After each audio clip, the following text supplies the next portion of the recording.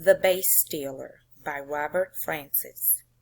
Poised between going on and back, pulled both ways, taut like a tightrope walker, fingertips pointing the opposites, now bouncing tiptoe-like a dropped ball, or a kid skipping rope. Come on, come on, running a scattering of steps sidewise. How he teeters, skitters, tingles, teases, taunts them, hovers like an ecstatic bird. Oh, he's only flirting. Crowd him, crowd him. Delicate, delicate, delicate, delicate. Now, this is The Base Stealer by Robert Francis. I want you to reread this poem, and I want you to think about the imagery, the picture that's created in your mind as you read and or listen to the reading of this poem.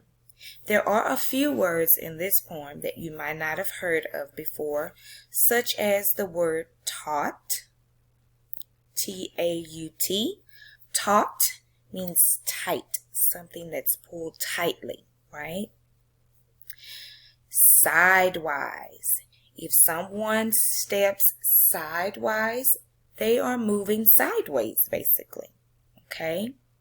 We know what it means to teeter, just to kind of not be sure, kind of move forward a little bit, stop, move forward a little bit, stop. So you're teetering like a teeter-totter, right? That we used to ride when we were kids. Taunt.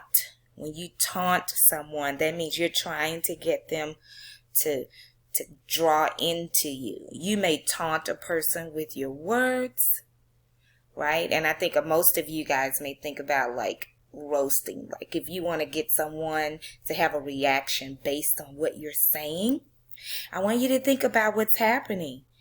There's a baseball game going on, and the title is called The Base Stealer. So he taunts them. What could he possibly be trying to draw them into? Okay, we hover. Hover means to kind of be in one place, just kind of hanging around there. Okay, ecstatic. An ecstatic bird. Ecstatic means you're happy. You're excited, right? Okay, so what we're going to do today is we are going to again use our SWIFT strategy that we've talked about before in order to work through this poem, okay?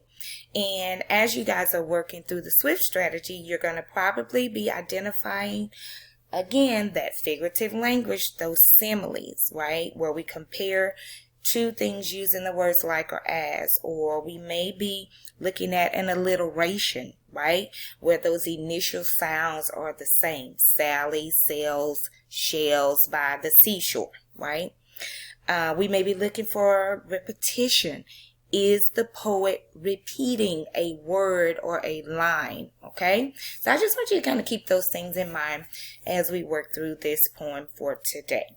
Okay, so you are going to use the SWIFT strategy in order to make annotations about this poem. Okay, and you're going to do that in your journal, right?